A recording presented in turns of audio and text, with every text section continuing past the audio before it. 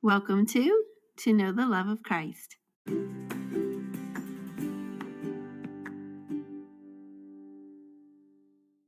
Welcome back to Know the Love of Christ.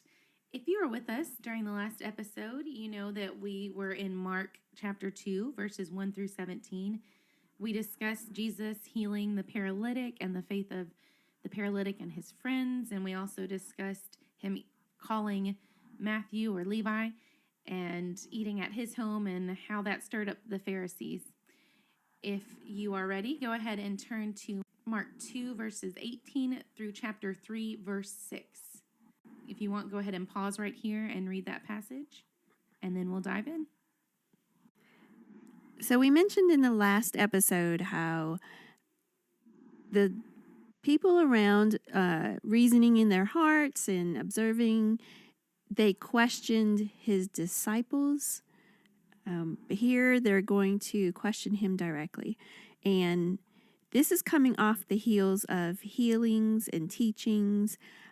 But now they're going to start questioning practices, particularly Sabbath practices or things that have been bound that aren't in the law. So verses 18 through 22 is like, and then again in 23 through 28, the question is why? It's like children, why this, why that? But in verse 28, Jesus gives the answer why. So let's talk about 18 through 22. I did notice, I don't know if y'all noticed that I kind of wondered who they were, It said the disciples of John and of the Pharisees. So this could have been an honest question, or it could have been a trap. It could have gone either way, depending who asked. Like you said, they didn't ask Jesus, or last time, but this time they asked Jesus, and they asked him about his disciples. So again, we have that, like, I'm not going to directly confront who it is, but also at that time, I didn't really think about it. And I mean, I would say this is probably true for like school teachers these days. Back then, the teacher was responsible for the actions of the follower. So if your students were not behaving correctly, that was on you because you're in control. I didn't know that.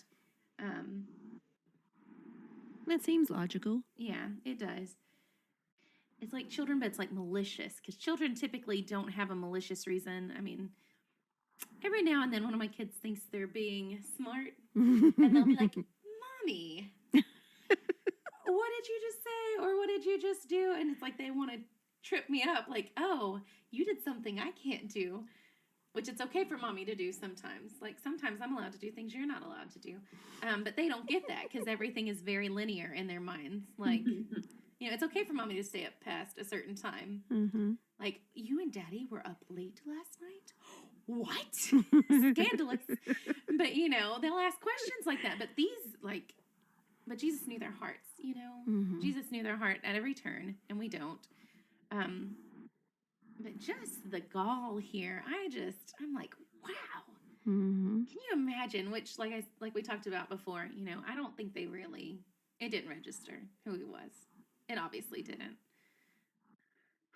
Yeah, I agree with you, Stephanie. I don't think it registered, but I do think at this point, the Pharisees realize Jesus has some real authority. Like, they realize there is something about this man. Now, they don't realize that he's the Messiah, but whatever they realize, I think it's kind of like that. I think it was Simon the sorcerer in Acts, where he's like trying to pay for the power. Like, how do I get power like this? That's how I feel about the Pharisees at this point. It's like this man has some authority that we've clearly never seen. We want that authority, but because we can't obtain that authority, the next best thing is just to try and knock him off, right? Yeah. Like, we can't have your authority, if we can't have it, nobody gets it, and so it's like at this point, it's like we just need to get rid of him because people are following him, and before he came, we had all the authority, and now all of our authority is being ignored, and nobody's paying us any attention. It's like, oh, pay me some attention, but they're not getting that anymore. So, and I think too, Stephanie, about what you said, because here, when they go into when we look at verses 18 through 22, this clearly seems to be another day, because previously he was reclining at the table with Levi. Now they're doing something else, and they're questioning about fasting. And I also think it's interesting about the Pharisees is just like, all right, so we're sick of Jesus, we're tired of him, we got to find a way to knock him off. And so I believe part of this is let's follow him around so we can try and catch him up some way. But I also can't help but feel or think that we're also very intrigued with him. Like, why does he talk the way that he does? Why does he handle situations the way that he does? So, yeah, we want to knock him off, but we're also kind of curious about him, too. Yeah. I like how, he calls his true followers and says, follow me, yet he has others following him too, kind of like, what's this all about? And if we're going to be Christ-like, we follow him. So are there others going, what's Dee doing? Why is she doing this for her Jesus? And why is she doing that? And interesting. Yeah. And historically speaking, I didn't know this, but mourning and fasting, because I wondered why, I always wondered that, like where he says they don't fast because the bridegroom is with them. Now is not the time to fast. When I leave is the time to fast. And so it said that mourning and fasting and heavy acts of labor, were not permitted during wedding feasts, which was usually about 7 days, which this is obviously longer than 7 days, but I didn't know that. I thought that was very interesting. And then I wondered, further about just the illustrations he uses. They don't make sense to us, but it would have made a ton of sense to them because these were items that they used. Mm-hmm. And so for the wineskins there, it said that when you put wine into a wineskin for the first time, it stretched the wineskin to capacity when it fermented. And so for you to put new wine into an old wineskin, it has to ferment, and it would stretch something that's already been stretched to the point it's like filling a water balloon, that's already been filled and then let out. You try to put more in, it's going to pop. And so it's useless at that point because it's broken. But also, I guess we can apply to this, but we buy all our clothes pretty much. If you've ever patched anything, if you've got a piece, if you sew something and you haven't washed the fabric, when you sew it, it shrinks. And then your seams get all messed up and the garment is kind of wonky, for lack of a better word.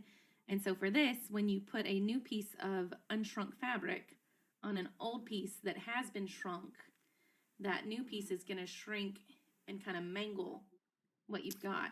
I just love, me and my word pictures. I just thought those were interesting. I've always, thought about it when I've been reading those passages and just never taken the time to look at it.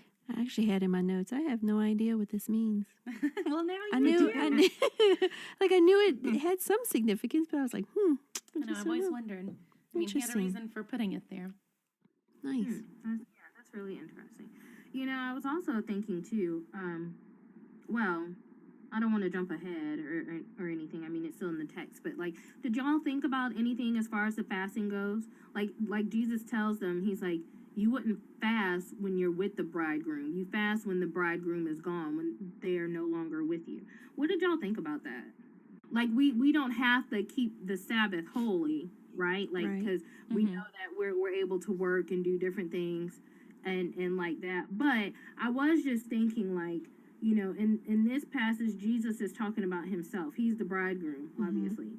And so once he leaves, then the disciples will fast. And I just kind of thought to myself, I was like, I've never been one to fast, but I was talking to some other people and they were telling me about how, they would fast from time to time. And obviously they wouldn't take this verse and say you have to fast. It was just a choice of their own. I was just thinking if we fast, we could devote ourselves to other things, So like if we decide that, like, okay, from sun up till about, I don't know, 2 or 3 o'clock in the afternoon or evening, whichever one you want to call that, I'm gonna fast and I'm gonna devote myself to prayer, or I'm gonna devote myself to really digging deep into like maybe not a whole chapter of the Bible, but maybe like a block of passage. Jesus says, like, so when you do fast, and I believe it's in Matthew somewhere, and I think when he I think he's getting ready to teach them the prayer. About prayer, think. yeah. Yeah. And so Jesus says, so when you do fast. So it seemed like to me like there are times where maybe Jesus kind of expects us to do it. Like you don't have to do it, but it would be a good thing for you to practice. Mm-hmm. You know? Yeah, that's Matthew 6:16, Thanks. where he says, when you fast, don't be like the hypocrites with sad faces, for they disfigure their faces that Yeah. they may be seen by men. Mm-hmm. But as far as purposeful fasting, I've done like, sun up to sundown before. I've not done that one a lot. But it's very interesting because those first few hunger pangs, eventually your body gets used to it and it stops like prompting you. But I will say when those would happen, like, I don't know if I read it somewhere, but I was like, I'm going to pray when they hit. Like, it's going to be a prayer trigger for me. And so I'd have a thing, I want to say I've done it 3 or 4 times over the years. I know there are people that are very serious about it, and if they listen to this, they're going to be like, you are ridiculous.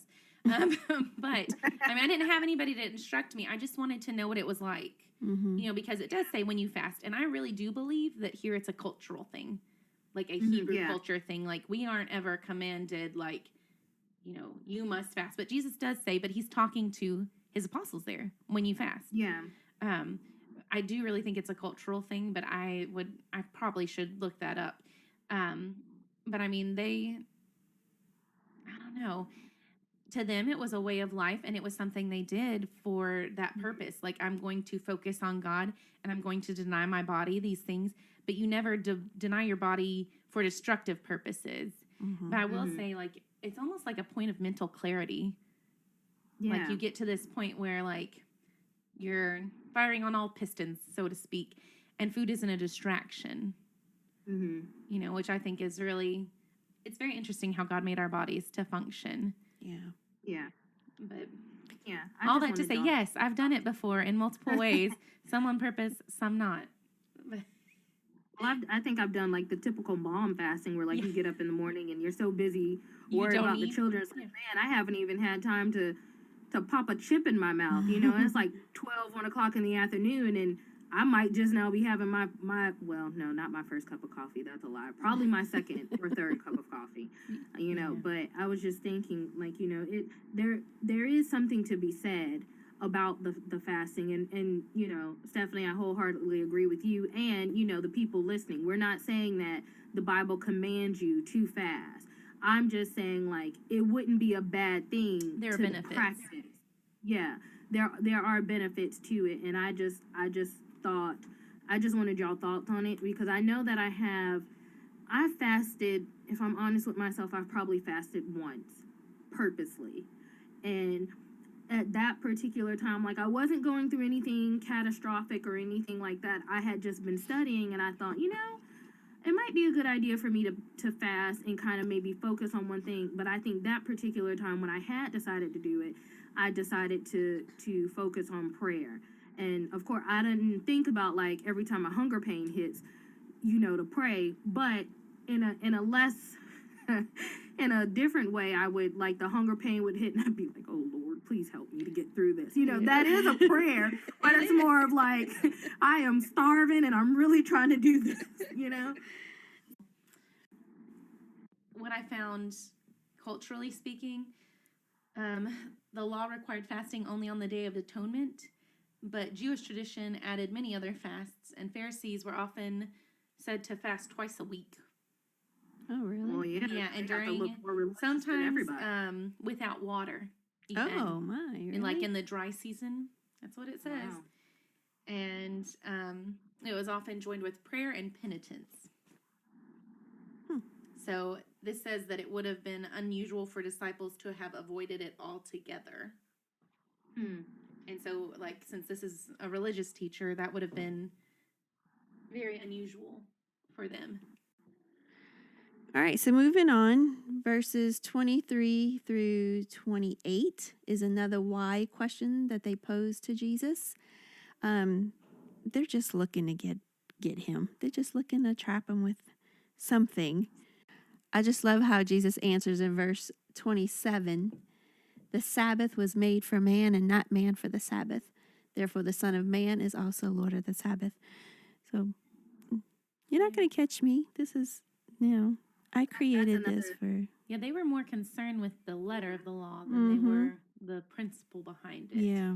And the whole purpose behind the Sabbath was for rest and for like the regeneration of your spirit, but your body, because God rested on the seventh day. And so they're taking this principle and literally casting it aside because, if I guess thinking in today's terms, do Jewish people today not open a bag of chips? Right. Do they have to open open the fridge, open everything if they're going to follow this letter of the law? Because that's what I think of when I think of them plucking the heads of grain, like rolling it between their hands and eating it. Like, Yeah. But if you look at the passage too, that's what he says in verse 25 when they're questioning like why, and Jesus mentions David and how, when David was on the run and he was hungry and the people that he had with him, he went into the house of God, only where the priests were allowed to be, and he took the showbread and he ate it. Like, David wasn't finna, just because I'm on the run, like, I'm not gonna starve myself or my men. Like, I have a right to eat, and I think that just goes to show, like, number one, D, what you said about in verse 28, so the Son of Man is Lord even of the Sabbath. Like, that's Jesus showing his authority again, establishing that authority again. But also, like, I almost feel like it's like, which I appreciate everything Jesus does, but he just has such a subtle and classy way of slapping people in the face. Oh, And yeah, for sure. That's what I was thinking it's too. like, he can slap you in the face and make you feel so foolish without even, lifting a finger and without even doing it in a rude manner. It's just like, look, yeah, it's the Sabbath, but my apostles are hungry. I'm not going to tell them that they can't pick the grain and rub it through their hand. It's not like they're harvesting it. But then, we read other passages too where he will get onto them and say, on the Sabbath, if your donkey runs off, are you going to let the donkey just run off, or are you going to go get it? Like, like, let's be realistic. And I think that's where these Pharisees have gotten themselves in so much trouble, because they were trying to hold up the law, but they wanted to be so overly righteous and wanted to be seen that they started making up certain things that, number one, God never said, and second of all, like, let's be honest, you can't even hold these things up yourself. Like, you telling me on the Sabbath day, like, if you're hungry, you're not gonna cut yourself a piece of lamb quarter? Like, you're not gonna have a lamb chop? Like, you're not? Like, it's like, right. And they could have been disciplined here for what they did. I didn't think about that, but Jesus pulls a biblical precedent here out of the Old Testament from 1 Samuel 21, and he protects his disciples with it, which I hadn't thought about. Like, they were accusing them, but they could have disciplined them for it.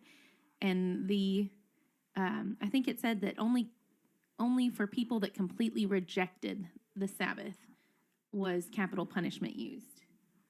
Oh my. Yeah, but other disciplinary actions could be used, but that was only if they completely rejected it. So this would have been a lesser discipline. But even so, he protected them, and it doesn't say that he was doing it.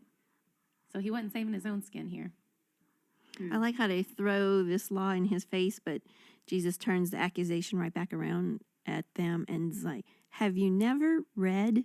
In other words, go to Scripture. You take my and law. They would have been the most versed. Right, they should would have been. read, Yeah, for being the law enforcers. So go to Scripture, not tradition. Not, oh, we've always done it this way, so we need to continue doing it this way. Go to Scripture. Yep. That's a good point. All right, moving on. Do y'all have anything else? Okay. So chapter 3, 1 through 6 is another synagogue incident. He's going in, not necessarily to heal this man with the withered hand, but probably to go teach and preach like he had been doing. But because of their recent questioning of his practices or his disciples' practices of Sabbath issues, he is going to basically put them to the test, and put them in their place. So they watched him closely in verse 2. Look at that. They watched him closely whether he would heal on the Sabbath so that they might accuse him. Ooh. Can you just feel the tension? You can, but again, like that's what I was saying earlier. Like they are intrigued by Jesus. Like it's like we're following him around because we want to catch him up. Like we want to catch him because we're frustrated. I think it's also like that. Can he heal him? Like we've seen him do other things. Like is this some type of magic trick? Like what is this? Like is he gonna do it?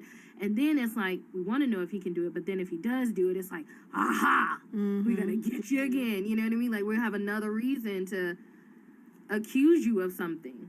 But he's going in on the Sabbath into the synagogue. Is he going to do a good work? You know, they're too busy watching and not serving or loving or worshiping.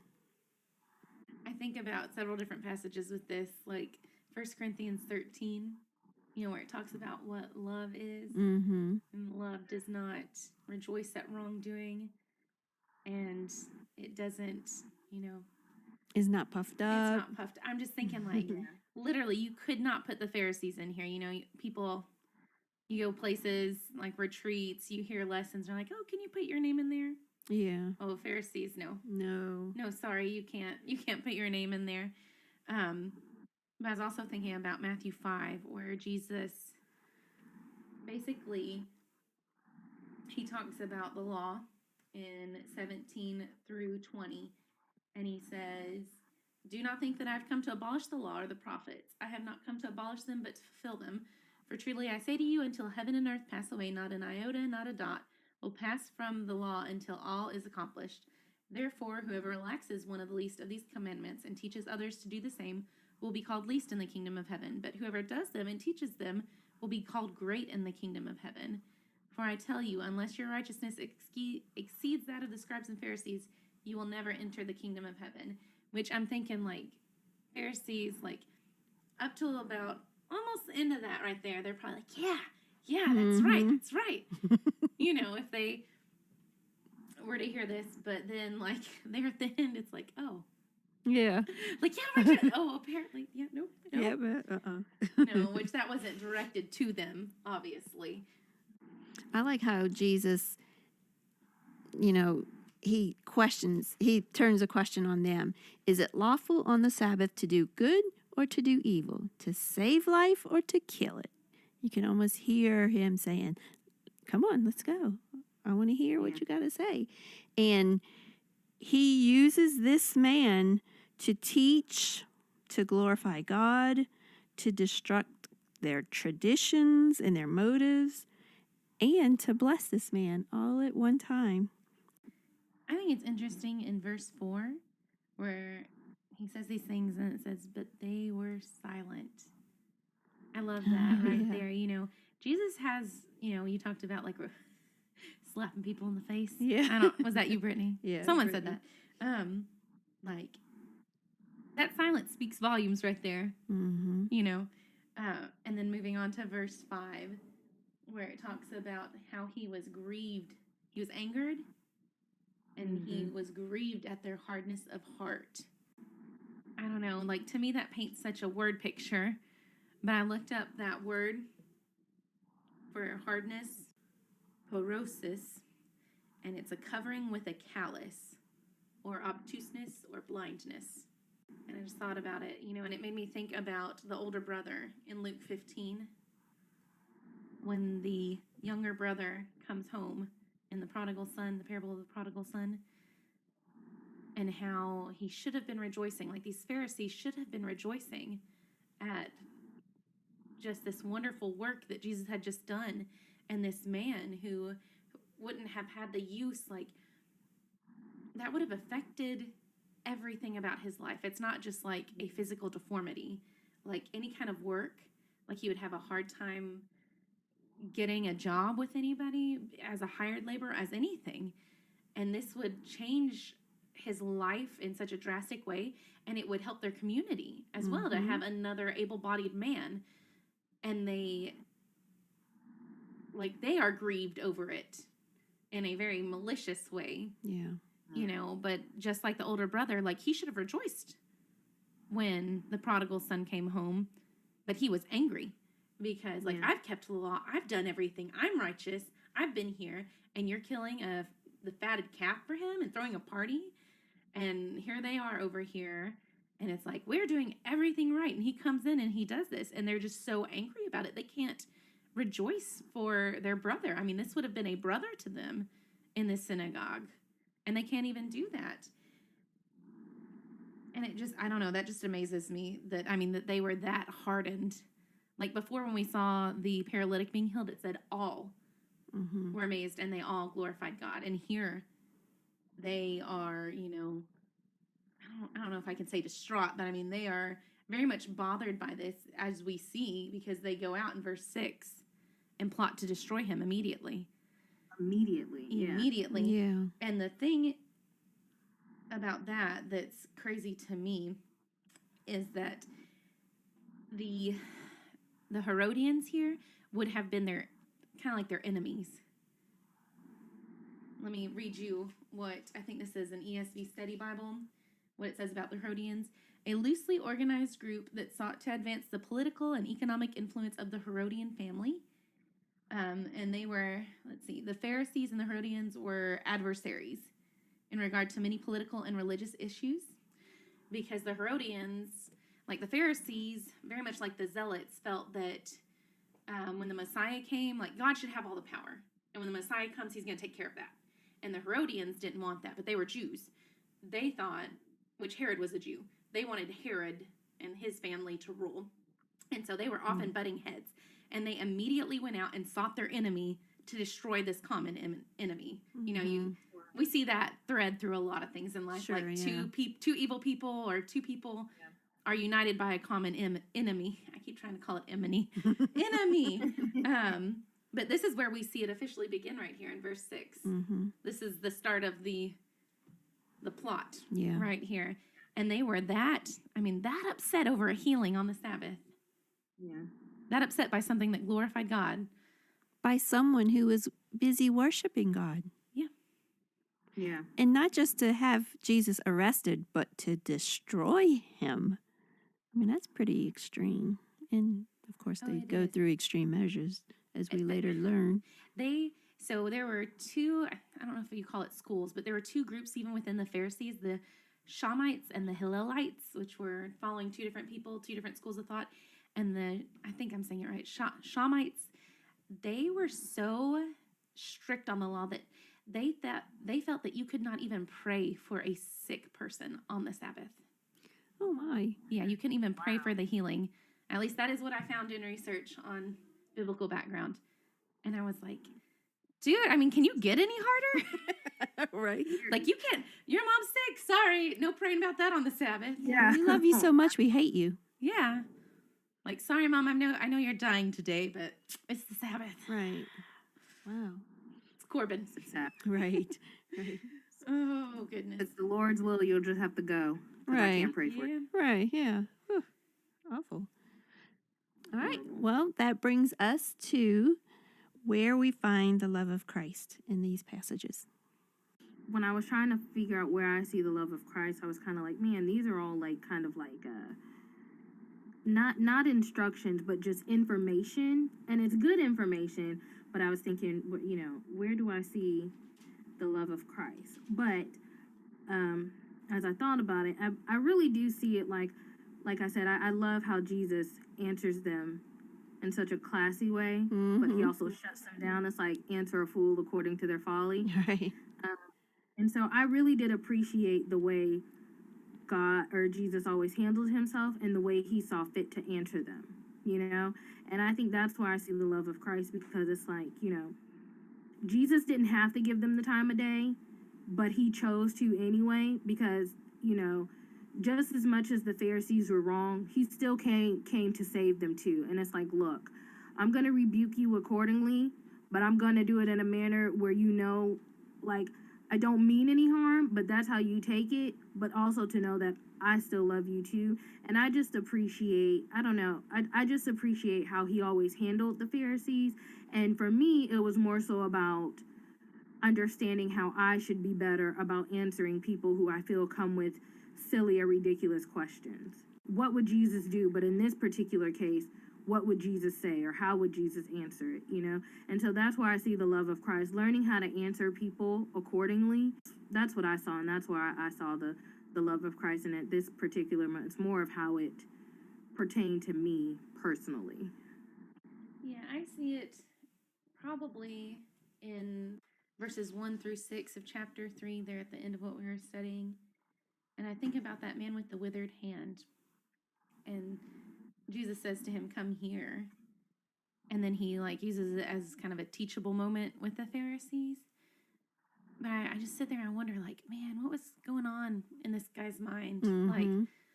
I don't know. Is he going to do it? Is he not going to do it? What's about to happen?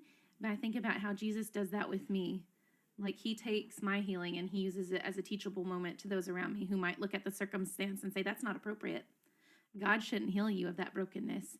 You don't deserve that. Mm-hmm. It's not the right time, etc., etc. I mean, I remember I was talking to Rick the other day when we lost our first baby. He ran into someone in the grocery store and they said, God just didn't think you'd make good parents. He didn't think you were ready yet. What? Which I know they meant Wow. well. I do. I really do. That's a moment But in where that, I'm I like, was so glad I was at home resting because I would have lost it. Stephanie would have lost it. yeah, that's one but of I those was moments where telling you're Rick, like, how would Jesus people answer this? think they know what they're talking about and they don't. And I think about when everything happened years ago, I'm like, I told Rick, I think it was yesterday or the day before, I'm surprised someone didn't say, well, maybe God just didn't think Stephanie would make a good preacher's wife, and that's why all that happened. I was like, can you imagine if someone had said that, how I would have reacted? People, as humans, we like to read into situations. We like to think we know what's going on. And a lot of things we just don't, and we won't, and that's okay. But when I think about this circumstance, I don't ever want to read into anything for sure. I don't want to eisegete. I want to pull from the text. But I just wonder about him and the feelings he would have had, and then how they would have treated him afterward. Oh, well, Jesus healed you on the Sabbath and he shouldn't have done that. Mm-hmm. And they were grudgingly holding it, that situation. I don't know about against him, but against Jesus. And I mean, I don't know if they held it against him, but yeah, sorry, I totally went off topic there. But that is where I see the love of Christ, that Jesus does that with my own circumstance, even if people who would wrongly see it that way, I can know that Christ does that for me on a continual basis. I also see it in the healing of the man. Here's this man worshiping on the Sabbath, doing what he's supposed to be doing, and along comes Jesus and uses him to call out, the traditions, and he got the blessing from it. Jesus could have done anything at that point, but he also blessed this man in the process. Mm-hmm. So that's why I saw the love of Christ. All right, thanks again for joining us today. If you have any questions or comments, please feel free to contact us. We would love to study with you or connect you to someone local. As always, we hope you will seek to know the love of Christ in your life. Until next time, bye. You can reach out to us on Facebook or Instagram. We would love to hear from you. And be sure to click like and share this episode with family and friends. In doing so, you're sharing the love of Christ.